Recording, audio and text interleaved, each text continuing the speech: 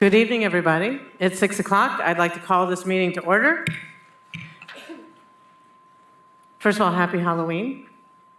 Second of all, we're going to start the meeting with an invocation led by Councilmember Smith, followed by the Pledge of Allegiance led by Councilmember Thomas. Please rise as you're able.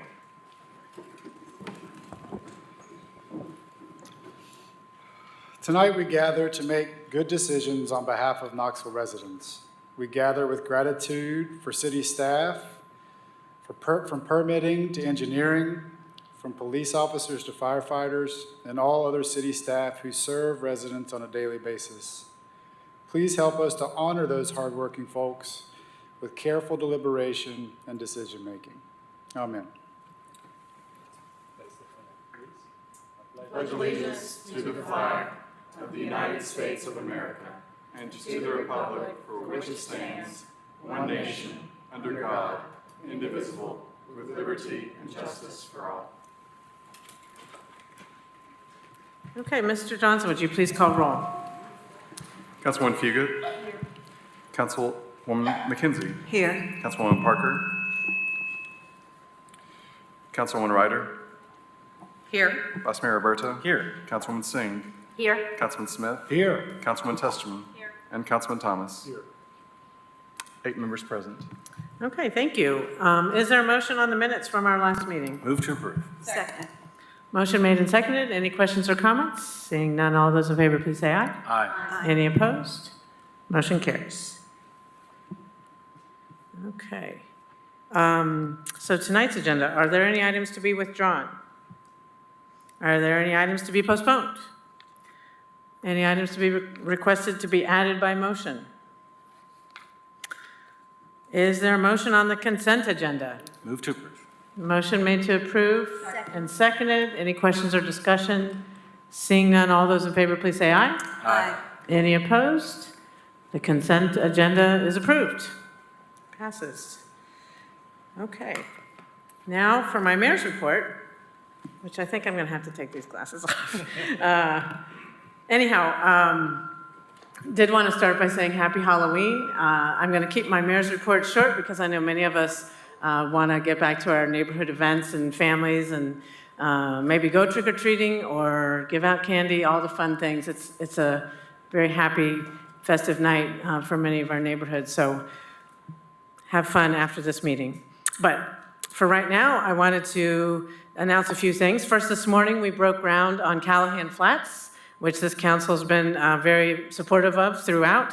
It's another affordable housing complex. There's going to be 58 units designated for permanent supportive housing, which, as we know, is one of the best solutions for people experiencing chronic homelessness. So 58 units of permanent supportive housing and 30 homes for affordable housing. And the city contributed, thanks to your support, almost $4 million to this effort. So it's a $31 million project total, and the city's putting in $4 million, about $1 million from local funds and the balance from American Rescue Plan dollars. So thank you. This is another great example of the power of partnerships. So far, since I've been mayor, we have invested $38 million towards the creation of affordable housing, which has leveraged $530 million in additional public and private investment. As you know, projects like Callahan Flats are just one piece of the greater puzzle for addressing the housing crisis in our community. So I just want to say that the city's investments are working, and in the coming weeks, I will be bringing more proposals to you that not only augment our existing housing strategies, which we know work, but will also explore new innovative tools. For instance, to keep naturally occurring affordable housing, also known as NOAHs, which I've discussed with many council members, including Councilmember Smith. NOAHs, natural occurring affordable housing, there's a lot of it in our community, and we want to try some new strategies to make sure those naturally occurring affordable housing stay affordable via incentives. And of course, I look forward to bringing a middle housing proposal to you as soon as Planning Commission reviews it. So that will be coming to you in the near, not too distant future as well. So the takeaway is we're making progress on housing and there's more to come. Also, I want to announce 3 events that you're all invited to, council members and members of the public. First, this Friday, a long-awaited improvement. Friday, November 3rd, 11 a.m., we will cut the ribbon and officially open the new Lancaster Drive sidewalk near South Doyle Middle School. This has been something that the community's really been eager to have, and it's already up, and I've seen people walking on it. It's a really happy occasion. We'll meet at Lancaster Drive at Tilson Street at the western edge of Baker Creek Preserve. This is the city's third major investment in pedestrian corridors just in the last year, making a combined $6 million city investment in safe, walkable neighborhoods. And also, really great event that I would love city council members to join us for is Monday, November 6th. You are invited to join Trees Knoxville, the University of Tennessee, and me and other city leaders at the Tree Board's Arbor Day tree planting celebration. We celebrate Arbor Day in the fall because that's when you're actually supposed to plant trees. That's what's best for the tree. So Knoxville Arbor Day is November 6th, and this will also highlight some recent grants that are going to help us implement our urban forestry master plan and expand our tree canopy in a way where we have more trees, better trees, and equitably distributed and maintained trees. So that's Monday, 2 p.m. at Harriet Tubman Park. The next event is a few weeks out. Thursday, November 16th, we are hosting an open house to discuss redevelopment possibilities for the former McClung warehouse site along Jackson Avenue. This open house will be at the Standard across the street from the site from 4 to 6:30 p.m. So opportunities for input will cover topics including historical and existing land uses, site design and layout, site programming including housing and parking, connectivity, and public spaces. And input from the open house will be used to inform programming and redevelopment of the site. You can also follow along with updates about the McClung site on the project webpage at knoxvilletn.gov/McClung. Hope you all can make it. And also for those of you not at this table, but who may be watching, you know, there are a lot of people, if you've moved here after 2014, you never saw the McClung warehouses because they were already burned down. So it's that big empty lot between the train tracks and Jackson Avenue, sort of across from Sweet Peas. Quick reminder about the rules of decorum. Those who wish to speak either to a specific agenda item or during public forum should sign up with Mr. Johnson, our city recorder, ahead of time. Please do not use profanity when speaking to specific agenda items. Please remember to stay on topic. Those who fail to adhere to these rules will be ruled out of order and asked to step away from the podium. For those who are listening, please note, you may not disrupt a public meeting from the audience. Those who do may be asked to leave. Thank you in advance for respecting these rules. That concludes my mayor's report. Now we have reports from council members. Councilmember Ryder. Extra button. I just wanted to thank the Parks and Recreation Department for the river outing that was with costume, where I didn't wear a costume this weekend. Councilman Thomas also joined me, and really appreciative of Aaron Browning, Deputy Director, and Director Cheryl Ely, and their staff who organized that, as well as KFD staffed the river as well. And I think a couple of people actually needed the services, so that was great. But there was a really good turnout.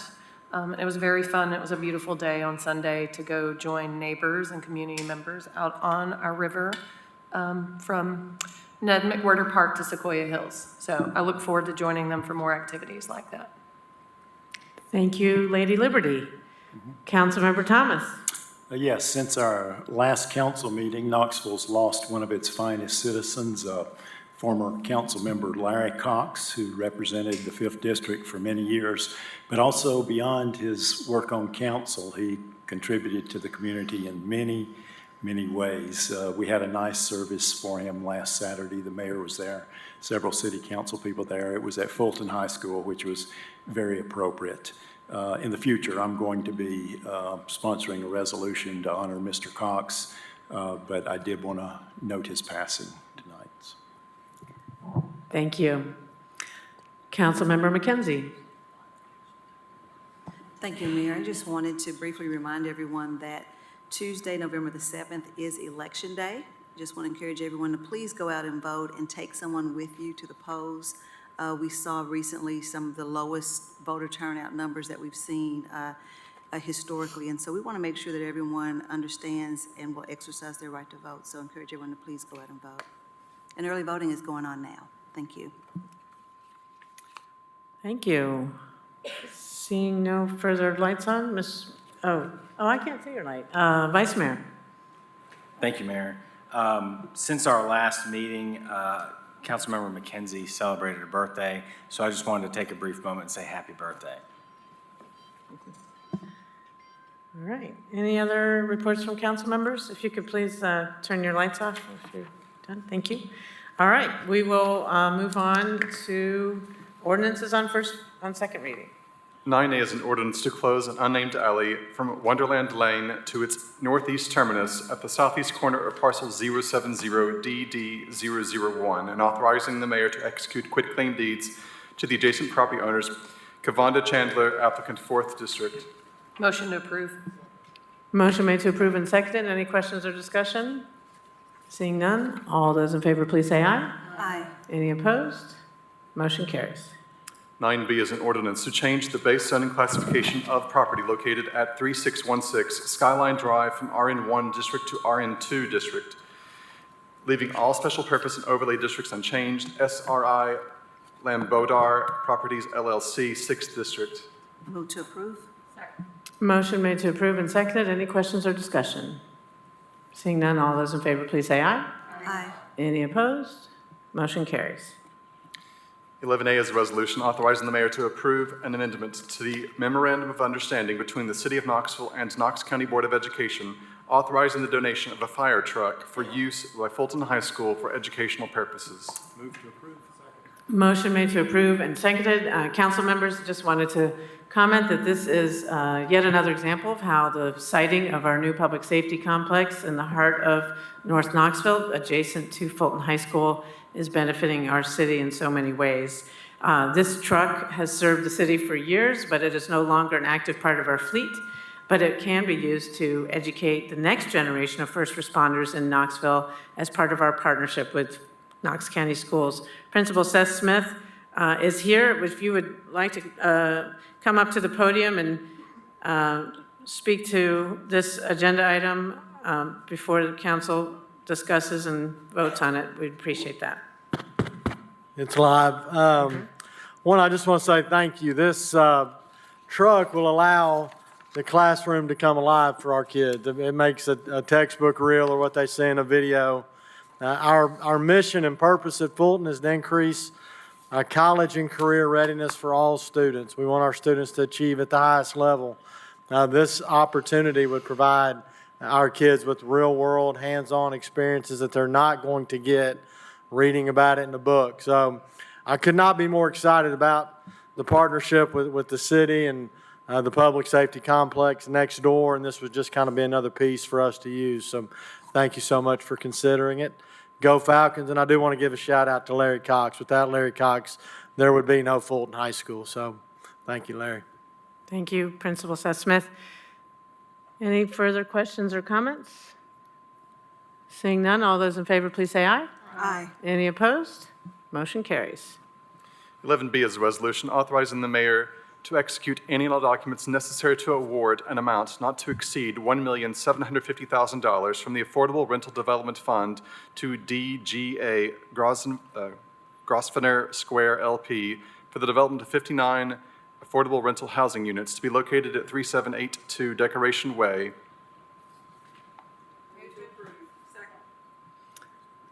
Okay, motion's been made and seconded. I just wanted to let you all know that our Housing and Neighborhood Development Director, Kevin Dubose, is here to answer questions on the next several items, which all are contributions and support the city's doing for affordable housing. Councilmember Thomas. Yes, I would ask. Oh, I'm sorry, there are some people here signed up to speak to this item. Excuse me, I'll get right back to you. Yes, thank you. Nikki Lynn, speaking in favor of item 11B. Ms. Lynn, if you could state your name and address for the record, you'll have up to 5 minutes. My name is Nikki Lynn, and I reside at the Rand Tillery. I wanted to speak in favor of this because I've been here since the beginning of August requesting that the council take affordable housing seriously and to reevaluate the crisis. So I'm very excited to see these things rolling along. I'm excited to hear about the work in looking into NOAA. I do want to bring the council's attention to something that I discovered when reading the agenda packet. So under both item 11B and 11C, you'll find that there is a provision in here that is on, I'll cite it for you if I can find it, under affordability, that's 4, and it will be found under, anyway, it's the affordable section with the developer and the leasehold owner agreeing to only charge fees that are customarily charged in rental housing.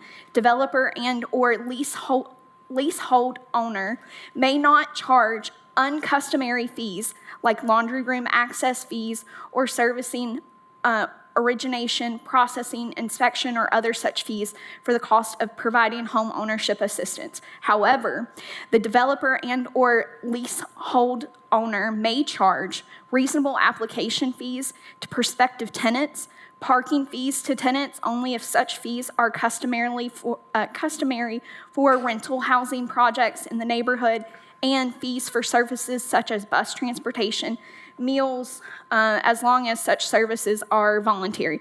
So my concern is C1.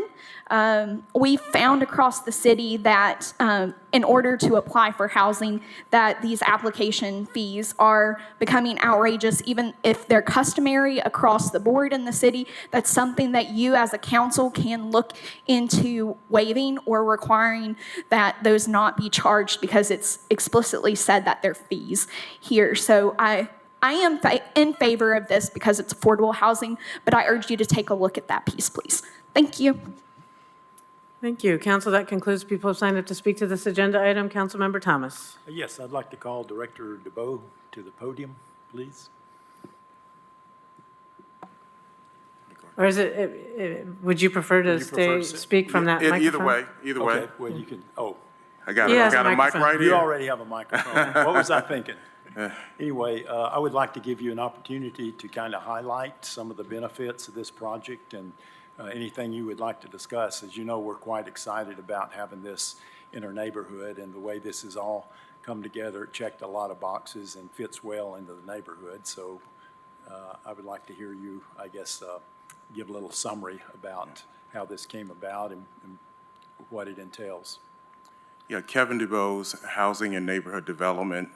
Thank you, Councilman Thomas, for the opportunity to talk about some of the affordable housing development going on. We really believe that the way to close the gap on our housing crisis is to prime the pump with our private monies so that we can leverage other public and private funds. And so the way this is set up is, we're gap financing a significant project on affordable housing.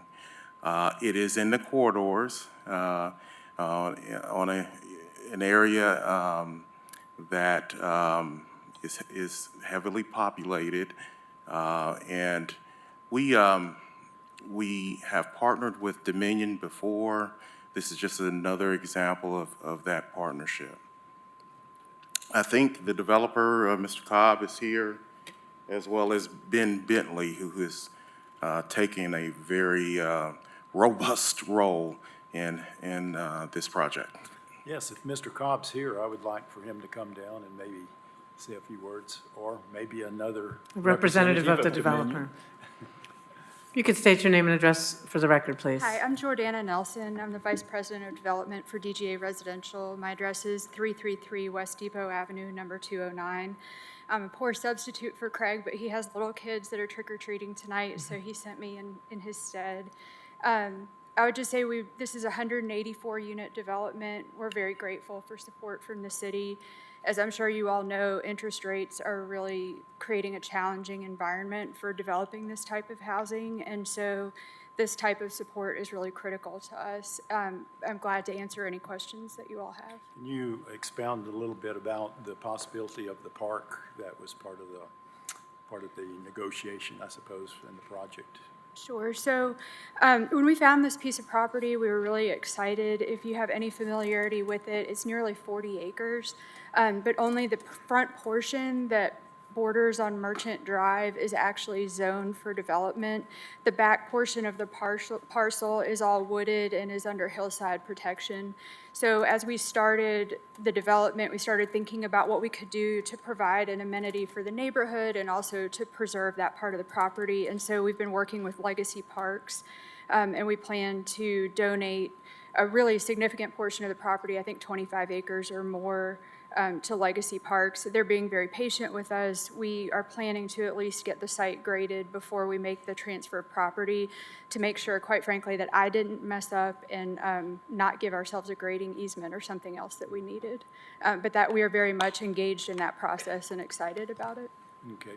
I just really did want to commend the work that you did and Mr. Cobb did. This was like a textbook way, I think, of the way developers should engage with council members and neighborhoods. I believe you came to us even before you went to planning, and you were able actually to do something that 3 or 4 previous developers had never done. And the neighborhood is really happy with the outcome. It's going to check a lot of different boxes as far as significant amount of housing. It's on a corridor, adding green space to the neighborhood, and the design, I think, will fit quite well into the neighborhood. So I really appreciate what you did here, and the neighborhood does too. So thank you. Thank you so much. And again, thank you for the partnership from the city. And just to address one more thing, I was texting with our management group. We do not charge application fees. So hopefully that's good news. Okay, no application fees. Good to know. I also note that this affordability period is for 40 years. Is that correct? 40 years. So this is going to remain affordable for a long time. That's really good news, too. Ms. Parker, did you have a question? Okay. I just wanted to echo some of the things that I've heard. I appreciated many of the details that were included in this project, and it shows that some of the things that we've been pushing for are starting to be considered and incorporated. We may be limited when it comes to state law, but when we are talking about how we are spending our dollars or running our incentive programs, we've got to take advantage of that opportunity to get the outcomes that we desire for our communities. And I just wanted to encourage that we continue to look at the items that Ms. Nikki Lynn lifted up, and also, work to do more. I saw some language around energy efficiency and meeting standards that the city has placed. And I think when it comes to our incentive programs and funding programs, in that area, we can even do more. So I just wanted to lift that up as an area that we continue to look at and strengthen as we develop these affordable housing projects, but we also want good affordable housing, all around good affordable housing. Thank you. Thank you. Councilmember Ryder. Yeah, what is the time frame for the project? So we are very hopeful that we're going to close on our funding the Wednesday before Thanksgiving. That's the current plan, and we plan to commence construction immediately. We expect it to be a 24-month completion period. Okay. I believe there are 4 buildings, so typically what we do is when the first building is completed, we start a staggered lease up. So we hope to be leasing units before 24 months, but construction can be a bit unpredictable. So it'll probably be late 25 at best. Yes. Okay. And then just kind of a quick question, just because I do have rentals, but not of the magnitude and not in the same manner that you guys do. when you have people who are low income or kind of restarting and building up their credit, when you do, how do you handle that? Like, do you not rent to certain people? Are those barriers, people who have low credit scores or other things that come up in their checks when they do their application? They can be. We do have criteria when we rent. I don't want to speak in too much detail because, to be candid, that's not my area, and I'm afraid I'll say the wrong thing. One thing that we're seeing is we're currently leasing up another project in West Knox County, and what we're seeing is that evictions have been a big issue on people's records, and so we're taking it on a case-by-case basis and trying to work through those issues to try and help people be able to rent and also protect ourselves. Okay, thanks. I may have some more questions offline. I know someone in particular that's looking for a unit for their family, and I know part of it, the issue is their background and their history and low credit score and other things. And so these are all things that are barriers in addition to income or the rental amounts. Sure, I understand, and I'm glad to provide my contact information and put Okay. you in touch with our management company. Okay, thanks. Thank you. Ms. Parker, did you have another question? Ms. Ryder, the new system of lights, this takes a lot getting used to. Any further questions or discussion? Seeing none, all those in favor, please say aye. Aye. Any opposed? Motion carries unanimously. Thank you. Next item. 11C is a resolution authorizing the mayor to execute any and all documents necessary to award an amount not to exceed $750,000 from the Affordable Rental Development Fund to DGA Holston GP LLC for the development of 25 affordable rental housing units to be located at 2120 River Willow Way. Second. Motion made to approve and seconded. There's one person signed up to speak in favor. Ms. Lynn. So pretty much the same things that I said before. We're very excited to see more affordable housing happen. Councilperson Parker did bring up something that my group has not thought of. Sustainability practices when building properties like this is absolutely something that this council can do and would definitely affect the bottom line of renters' KUB bills in the long run. So definitely appreciate that point. And again, I support this and thank you all for taking action on it. Thank you. That concludes the people signed up to speak to this item. Any questions or comments from council? Seeing none, all those in favor, please say aye. Aye. Any opposed? Motion carries unanimously.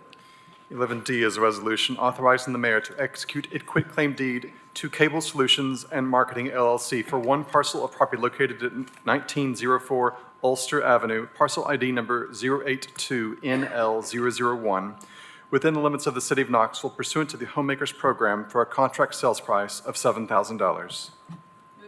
Second. Motion made to approve and seconded. Any questions or discussion? Seeing none, all those in favor, please say aye. Aye. Any opposed? Motion carries. 11E is a resolution authorizing the mayor to file a grant application with the U.S. Department of Housing and Urban Development for a youth homelessness demonstration program planning grant in the amount of $54,700 with a required 25% local match, and if such application is approved, authorizing the mayor to execute all documents necessary to accept such a grant award. Move to approve. Motion made to approve and seconded. Any questions or discussion? Seeing none, all those in favor, please say aye. Aye. Any opposed? Motion carries. 12A is an emergency ordinance enacting a six-month moratorium upon personal delivery devices, prohibiting them from operating or being distributed for use in public rights-of-way or on public property owned by the city of Knoxville through April 30, 2024. Move to approve. Motion made to approve and seconded. Any questions or discussion? Councilmember McKenzie. Yes, Mayor, could we have, Yeah, Carter Hall is here to answer questions that maybe start by giving a short summary of why this is before you today. Mr. Hall. thank you.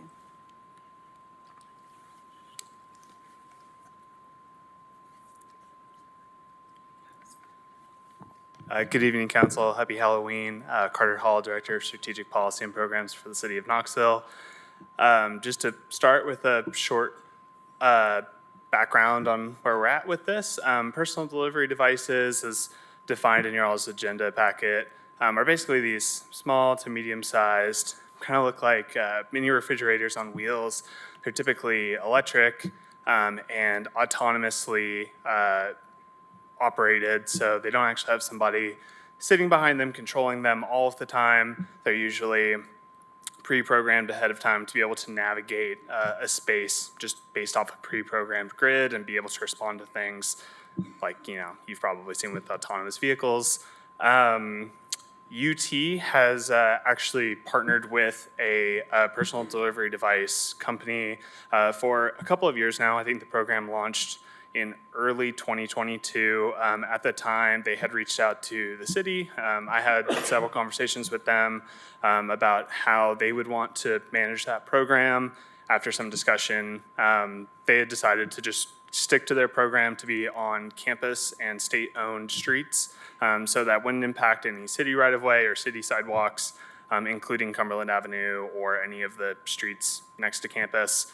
That program has been going since then. We've had basically zero problems with it. It seems like the technology works well. The robots are really cute, in my opinion.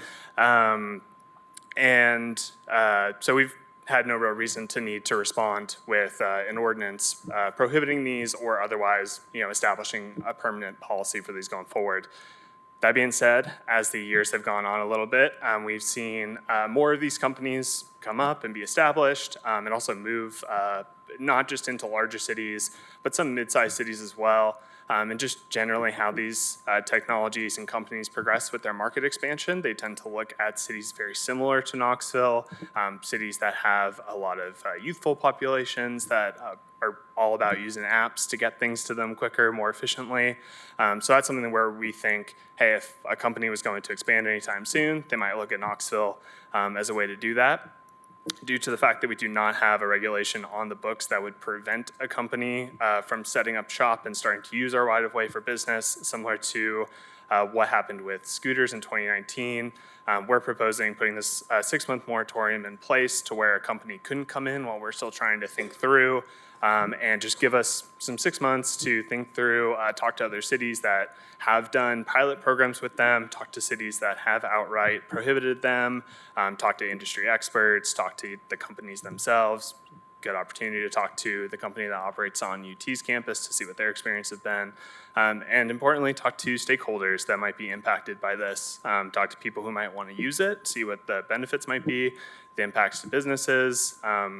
But yeah, just that's the general point of the moratorium is while we're taking our time to have a thoughtful policy that we would bring for adoption, it would prevent a company from coming in and setting up shop. Councilmember McKenzie. Yeah, thank you for that explanation. And so when you talk about, I think we all are familiar with seeing them, they are cute on UT's campus. However, when you think about other companies coming in and once the floodgates open, and when you talk about a concentration of where their business populace would be, my mind automatically goes to the downtown area. And we know how busy downtown as far as walkability is during the week as well as the weekends during UT games. And so we'll look forward to hearing back on that due diligence and what other cities have experienced. But I do see that there could be some problematic things that could happen as it relates to a safety issue because they are low to the ground with a lot of, So I'll look forward to hearing back on that. Thank you. Absolutely. Yeah, let's just want to be clear that this does not mean that we are definitely going to move forward with a pilot on these. There's, just as good of a chance, I would say, that we would do the research and say, hey, maybe this technology, this business model isn't the right fit for Knoxville. It seems to work good on campus. Maybe we should just keep it to campus. There are a lot of things we'll look at, talk to traffic engineering, talk to KPD and their traffic safety team to make sure that any technology, any business that is operating here, safety is obviously the #1 concern. Thank you.